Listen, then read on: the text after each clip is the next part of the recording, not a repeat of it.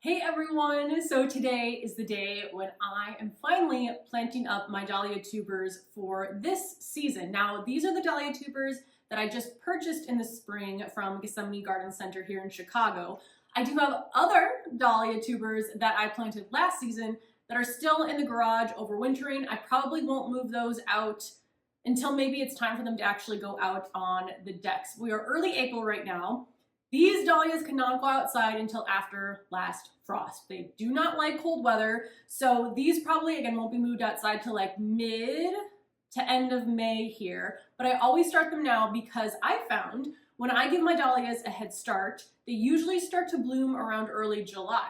Whereas when I don't give them a head start, it's usually not until August. So I'm giving them about a month ahead of time than they would be able to get growing if I just planted them directly outside. So that's my main reason for doing it. You definitely don't have to do it. I also like to do this because then I can see, sometimes there are tubers that just don't produce a dahlia. So this way I can tell when I pre-sprout my dahlias, is anything actually growing and is it worth putting out into my garden?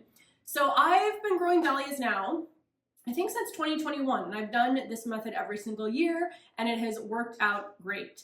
The container that I prefer to use, although I am using some other ones as well, are grow bags. And this is very environmentally specific to Chicago because we can get a lot of rain during the season, especially in the spring. And I have killed dahlias in the past from root rot.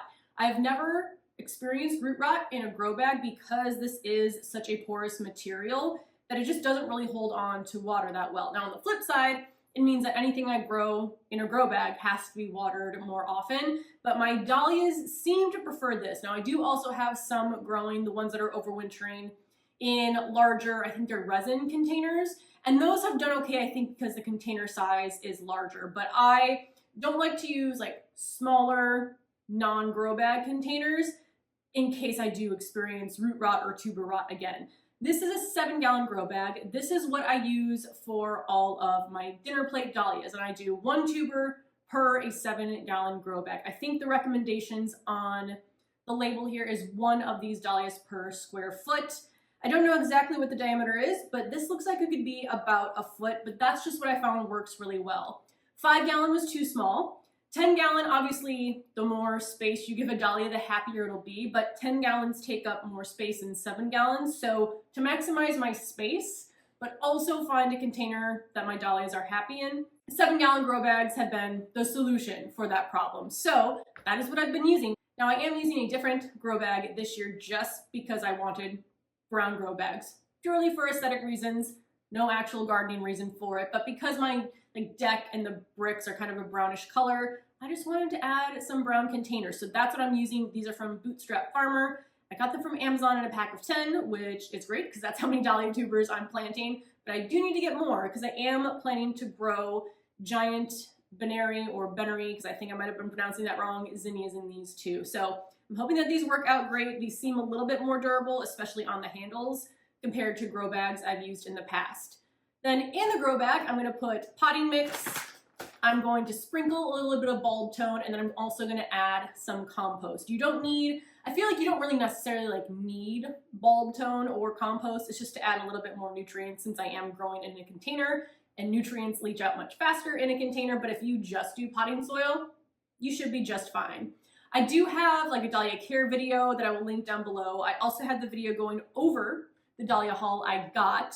But I will fertilize these throughout the season, but not as regularly as my annual flowers. So this is maybe every 2 to 3 weeks. I'll give them some fertilizer and they seem happy with that frequency. So actually planting them is really pretty simple. I fill the bag, put the tuber in the bag, and then you want to cover the tuber with about 1 inch of soil over the top, about 1 inch or 2. These say 1 inch, so I'm going to follow what they recommend. And then I just put the bags in the guest shower and wait for them to start to sprout. Once they sprout, I will move them in front of a window or underneath a grow light, but until they sprout, they don't need any light. So what I'm going to do is I'm going to take you up close and show you the process for planting one of these dahlia tubers, give you a closer look at the tuber itself so you know which way to plant it, and then I'll kind of speed through the rest of them. And then I'll have 10 dahlias in grow bags ready to go for the season. So this is the dahlia tuber I'm gonna plant with you right now. It's lilac time. Each of my packets came with 2 tuber clumps.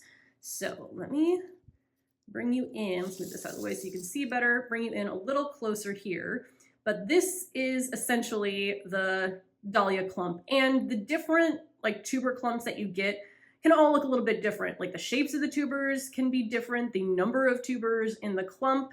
This appears to have 3 different tubers. So 1, 2, 3 there. There are some roots from last year. And then there's also the parts known as the crown and the neck. And those can also vary, like the length of the crown or the length of the neck. So the tubers in the clump are attached to last year's stem by their neck. These don't have much of a neck, as you can see. They're kind of just like right up against the stem. Actually, let me see if I can find one that has more of a neck. One second.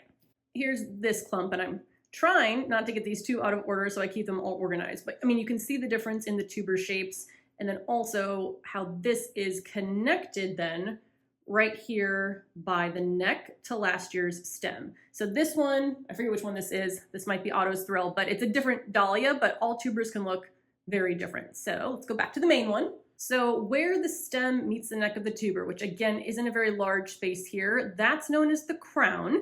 And that is where you'll find the eyes of the dahlia, and that's the part that will swell and bud and grow into this year's plant. Now on this one, it's the reason I chose this one, the buds here are already starting to swell. So you can see there, those are the eyes on the tuber, and this is where the sprouts are already emerging. So this is at least a good sign to me that this will probably grow into a plant because those are already starting to emerge.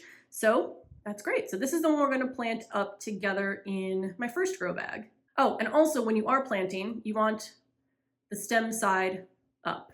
So one thing I'm not certain of is if I actually have enough potting soil to plant all of these dahlias. So if I don't, then I'll store some, but I did want to at least show you my process and get it started. Usually I do this outside, but the weather is just a little bit too cold, but mainly I do that just for the mess because I end up storing them inside anyway. So I'm going to try to be tidy, although tidy is not usually an adjective people would think of to describe me, but we'll see how this goes. So first, I'm just going to put in this potting soil bag, and it's definitely going to take more than just this one bag. I would say other than like my elevated beds, potting soil is probably the biggest cost to my garden, especially because once I get the beds, I have the beds, but I do find myself buying more potting soil every single year, even though I do reuse the soil from last year's as well.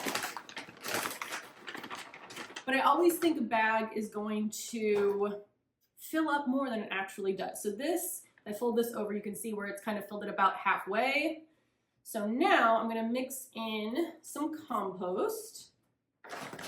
I have my bag of compost on the floor, which is too heavy for me to pick up, but in general, I prefer my pots to have drainage holes, even if I'm using them indoors, but I find the ones without work really great for scooping potting soil and compost. I was gonna try to go no glove, but I don't like the feeling of like the dirt stuck under my nails, and I just painted my nails. So I'm gonna mix that down and around in there. Now I'm just taking the tuber, again, this stem is what's going to point upwards, and then the roots, if there are some on there, are going to go down, and I'm just nestling it into the center of the grow bag here. Lift that up without it falling over. So that's just nestled right there in the center of the bag.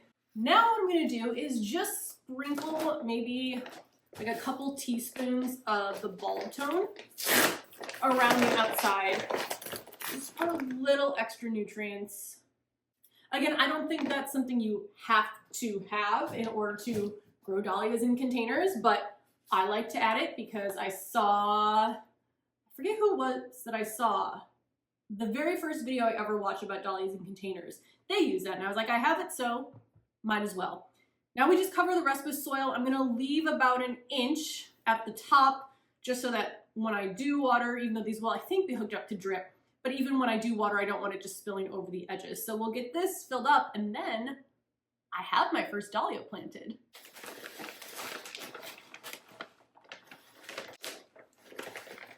think I'm already failing at my goal of being tidy. There we go, it's done. Now in terms of watering, I've heard a few different recommendations. So the very first year, I think I watered them all in and then never watered again until they sprouted. That worked fine. Someone else said not to water at all, so I did that with either all of them or a couple last year. It still sprouted and worked fine. These do say to water them in on the label, so I'm gonna water them in. They're going to go in the shower, so I'm basically going to water them in there. And then I'm not gonna do anything until they sprout. Well, I mean, I will obsessively check on them, but once they sprout, that's when I'll try to find some space for them inside in front of a light source, and then I'll start watering them as they grow. I also do use supports for these. I have found by not using them that they're necessary. I like to use a 19-inch plant cages. I'm not gonna put them in yet just because of like trying to store these all. But when I do that, I'm just gonna like delicately press it in so that I don't accidentally stab a tuber with the cage. But that's it. So I'm gonna move this one out. I'm gonna see how many, oh no, that's not it. I need to label this. I need to label this so I don't forget which one it is. That's the one thing I always forget to do. So this one is Lilac Thyme, and again, I'm gonna have 2 of each variety, and hopefully they all sprout. So now this one is ready to go. So I'm gonna move this into the spot where I'm gonna store them, see how many more I can get potted up with the amount of soil that I have, and then I'll show you where they're at.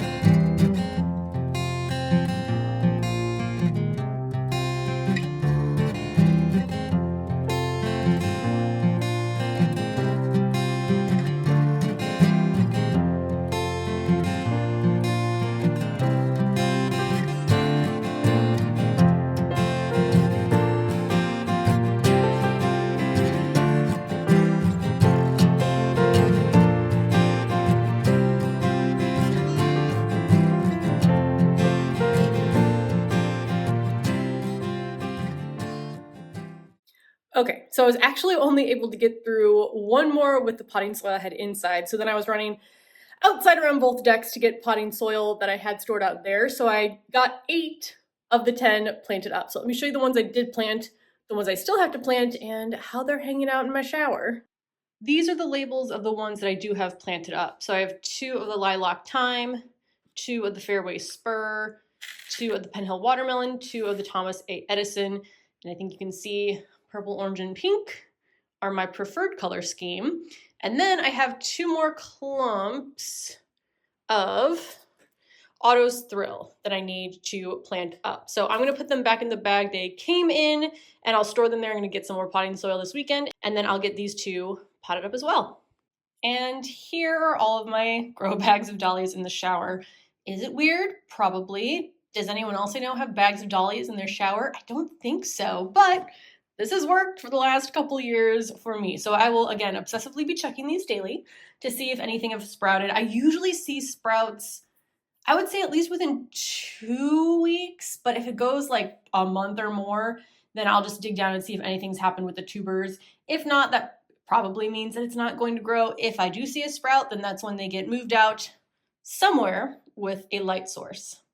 So that's everything for this video. I am so excited. This is always one of the tasks I do every year where I'm like, oh, garden season is just around the corner. Now I will, because this happens every year, get frustrated. I started so many plants indoors that are now taking up space inside, and I'm ready to kick them outside. But hopefully we have maybe an earlier than average last frost date. I don't know, we'll see. But let me know if you have any questions. I will link down all of my dahlia related videos. So like care for my dahlias, how I overwinter my dahlias, all of that stuff, staking my dahlias, deadheading, I think I have that down there. I will link those down below, and then obviously as I do those tasks this year, I will take you along with me and I'll keep you updated on how these do. But that's everything. Thank you so much for watching. I will see you in the next video. Bye.